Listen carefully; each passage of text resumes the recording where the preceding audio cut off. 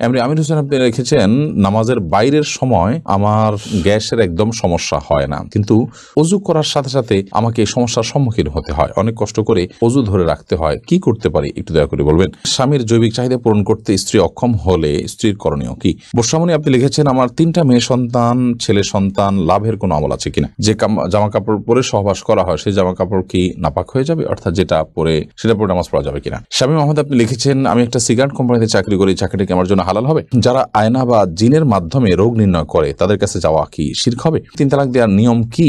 পালক মেয়ের সাথে নিজের পেটের ছেলের বিয়ে দেওয়া যাবে কিনা? প্রথম স্বামীকে তালাক না দিয়ে দ্বিতীয়বার বিবাহ করলে তা জায়েজ হবে কি? দ্বিতীয় বিয়ে যদি জায়েজ না হয় তাহলে প্রথম স্বামী তার জন্য জায়েজ থাকবে কিনা দয়া করে জানাবেন। আমার এক বন্ধু সিগারেট খায়, সে বলে অজু করে সিগারেট খেলে অজু ভাঙে না, তার দাবি কি সঠিক? স্বামী মোহাম্মদ আপনি লিখেছেন, আমি একটা সিগারেট কোম্পানিতে চাকরি করি, চাকরিটা কি আমার জন্য হালাল হবে? সিগারেট কোম্পানিতে চাকরি করা মানে হলো আপনি সিগারেট উৎপাদনে কোনো না কোনোভাবে হেল্প করছেন, সহযোগিতা করছেন।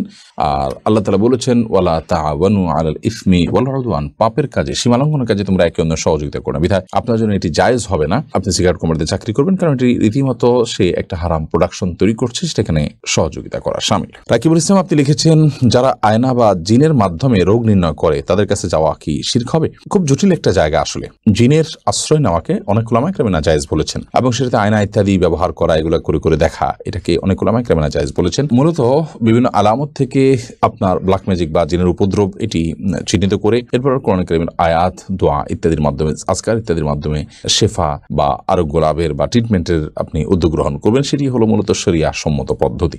আব্দুর রহিম আপনি লিখেছেন, 3 তালাক দেওয়ার নিয়ম কি? আপনি যদি আপনার স্ত্রীকে 3 তালাক দিতে হয় তাহলে যেই পবিত্রতায়, অর্থাৎ মাসিক হওয়ার পর যে নতুন পিরিয়ড, পবিত্রতার পিরিয়ড শুরু হয়েছে, সেই পিরিয়ডে তার সাথে শারীরিক কোনো সম্পর্ক করা ছাড়া আপনি একটা তালাক দিবেন। এরপর একটা মাস চলে যাবে, আপনি আবার তাকে কখনো একটা তালাক দিবেন। এভাবে 3 দফা 3টা তালাক দিবেন তাকে, অথবা একটা তালাক দিয়ে আপনি ছেড়ে দিবেন, এটি সবচেয়ে উত্তম। এবং 3 মাসে অটোমেটিকলি তার সাথে আপনার সময়, আপনার নির্দিষ্ট সময় আপনার পার হয়ে যাবে। এরপরে আপনি বিচ্ছেদ হয়ে যাবে। পরবর্তীতে আবার কখনো বিয়ে হলে এরপর যদি আবার তার থেকে তালাক দেওয়ার প্রয়োজন হয় তখন আপনি তালাক দিবেন। এভাবে তিন ধাপে 3টা তালাক দিবেন। একসাথে 3টা তালাক দেওয়া এটা নাজায়েজ এবং গুনাহের কথা। মোহাম্মদ রাসেল আইডি থেকে আপনি লিখেছেন, পালক মেয়ের সাথে নিজের পেটের ছেলের বিয়ে দেওয়া যাবে কিনা? হ্যাঁ, দেওয়া যাবে। যেহেতু পালক মেয়ে, সে আপনার আসল মেয়ে না, অতএব তাকে আপনি পেটের ছেলের সাথে বিয়ে দিতে পারেন। হ্যাঁ, যদি আপনার পালক মেয়েটা আপনার দুধ সন্তান হয় বা দুধ সম্পর্কিত আত্মীয় হয়, যার সাথে বিয়ে বন্ধন আবদ্ধ, হারাম, দুধের কারণে যে সম্পর্ক হয় সেটি যদি এই পর্যায়ে চলে যায়, ধরুন আপনি এই ছেলের বোনের দুধ আপনি পান করেছেন, তাহলে সে আপনার দুধ ভাই, যার কারণে তাকে আপনি বিয়ে করা জায়েজ হবে না। তো এরকম কিছু যদি না হয়, জাস্ট পালক মেয়ে, তাকে আপনি লালন পালন করেছেন, আপনার দুধ পান করেনি সে, তাহলে সেক্ষেত্রে, বা এই ছেলের সাথে আপনার যে ছেলে হয়েছে তার সাথে তার দুধের কোনো সম্পর্ক নেই সরাসরি, তাহলে সেক্ষেত্রে তার সাথে বিয়ে দিতে কোনো অসুবিধা নেই। এমনি সেলিম রেজা কাজল আপনি লিখেছেন, যে জামা কাপড়ে পরে, যে জামা কাপড় পরে সহবাস করা হয় সেই জামা কাপড় কি নাপাক হয়ে যাবে, অর্থাৎ যেটা পরে সেটা পরে নামাজ পড়া যাবে কিনা? যা কাপড় চোপড় পরে সহবাস করলেই সেটা নাপাক হয়ে যাবে না। যদি সেখানে নাপাক লাগে তাহলে সেক্ষেত্রে সেটা নাপাক হবে, আর যদি নাপাক না লাগে তাহলে সেটা নাপাক হবে না। অতএব এটি নির্ভর করবে যে নাপাকটা লেগেছে কি লাগেনি তার উপরে। রোবাই আমিন মৌরি এই আইডি থেকে আপনি লিখেছেন, প্রথম স্বামীকে তালাক না দিয়ে দ্বিতীয়বার বিবাহ করলে তা জায়েজ হবে কি? দ্বিতীয় বিয়ে যদি জায়েজ না হয় তাহলে প্রথম স্বামী তার জন্য জায়েজ থাকবে কিনা দয়া করে জানাবেন। প্রথম স্বামীর সাথে যদি বিচ্ছেদ না হয় তাহলে দ্বিতীয়বার যদি কোনো নারী বিয়েতে আবদ্ধ হন তাহলে সেটি জায়েজ হবে না, পর বিয়েটা বাতিল হিসেবে গণ্য হবে, এটা বিয়েই না, যার কারণে সেটি আপনার কার্যকরী হবে না।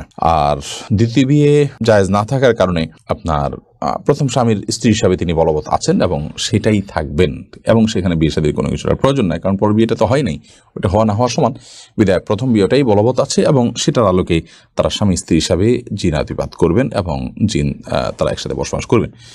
সারিয়া বাপ্পি আপনি আইডি থেকে লিখেছেন, আমার এক বন্ধু সিগারেট খায়, সে বলে অজু করে সিগারেট খেলে অজু ভাঙে না, তার দাবি কি সঠিক?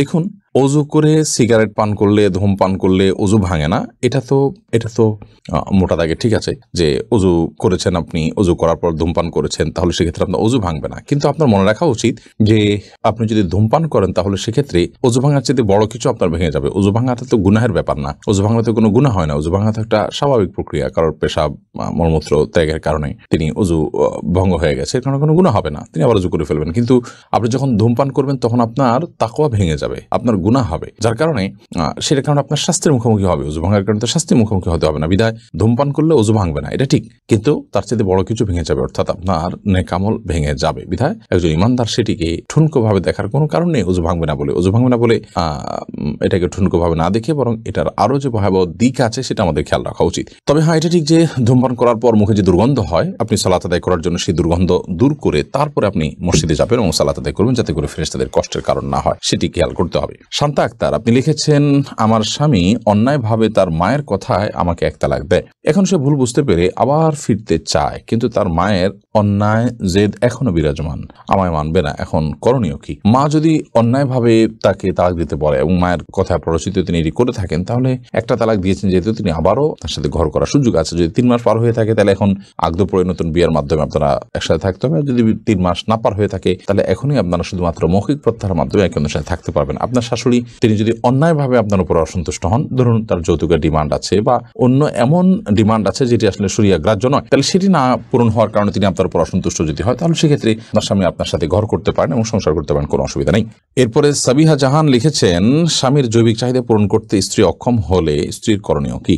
যদি স্ত্রী স্বামীর জৈবিক চাহিদা পূরণ করতে অক্ষম হন, তাহলে সেক্ষেত্রে স্বামীকে একাধিক বিয়ের ক্ষেত্রে তিনি সহযোগিতা করবেন এবং স্বামীর চরিত্র হেফাজত করা একটা গুরুত্বপূর্ণ বিষয় এবং বিয়ের অন্যতম লক্ষ্য এটি। তো সে লক্ষ্য যদি পূরণে অপারগ হন তিনি, তাহলে সেক্ষেত্রে স্বামী গুনাহের দিকে যেতে পারেন, চরিত্র নষ্ট হতে পারে। সেই জায়গা থেকে স্বামীর জন্য দ্বিতীয় বা তৃতীয় স্ত্রীর ব্যবস্থা করা এবং সেটার জন্য মানসিক সম্মতি দেওয়া, তাকে সহযোগিতা করা। এটা সুমাইয়া সাদ্দাম এআইডি থেকে আপনি লিখেছেন, নন মাহরামদের সাথে কি ফোনে বেশি কথা বলা যাবে না?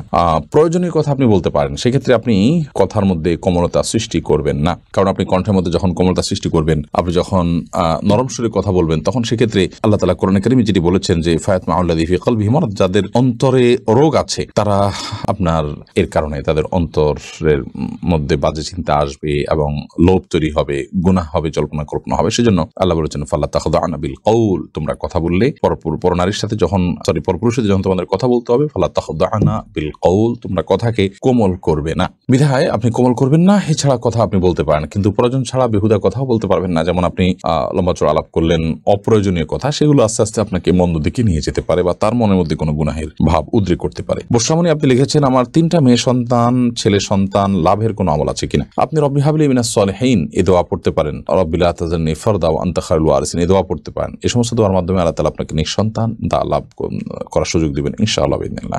আমির হোসেন আপনি লিখেছেন, নামাজের বাইরের সময় আমার গ্যাসের একদম সমস্যা হয় না, কিন্তু ওযু করার সাথে সাথে আমাকে এই সমস্যার সম্মুখীন হতে হয়, অনেক কষ্ট করে ওযু ধরে রাখতে হয়, কি করতে পারি একটু দয়া করে বলবেন? নামাজের বাইরের সময় গ্যাসের সমস্যা হয় না, কিন্তু নামাজ দাঁড়ালে শুরু হয়ে যায়। এটা কোনো দুষ্ট জিনের উপদ্রব কিনা, ব্ল্যাক ম্যাজিকের কারণে কিনা, সেটা আপনার দেখা দরকার এবং সেটার জন্য আপনি রাকিদের শরণাপন্ন হয়ে ট্রিটমেন্ট করা উচিত। বিশেষ করে কোরআন কারীমের তেলাওয়াত, জিকিরের পরিমাণ বাড়িয়ে দেওয়া উচিত। কিন্তু সালাতের মধ্যে আপনাকে ওযু ধরে রাখতেই হবে, কারণ ওযু আপনার ছুটে গেলে আবার নতুন করে ওযু করে আপনাকে সালাত আদায় করতে হবে।